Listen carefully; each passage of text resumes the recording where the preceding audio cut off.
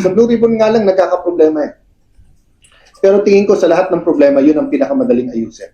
Kasi tamang papalit kay Senator Lacson, tapos magandang caucus, i-announce ang direction, transparent na rules, tingin ko maayos natin yung investigasyon ng Blue Ribbon. Dapat ba ituloy? Dapat, pero dapat bipartisan or non-partisan yung direction, tapos klaro po anong direction. Hindi ako satisfied sa takbo ng lahat ng investigasyon. Kasi sa akin, napakasimple lang. Unahin natin, listahan ng 2025 at 2024, saan ba ang ghost? Bakit pinaka-juicy, pero pinaka-magulo din yung Bulacan? Kasi may ghost eh. So napilitan tuloy silang lahat na ikanta na hindi lang sila yon.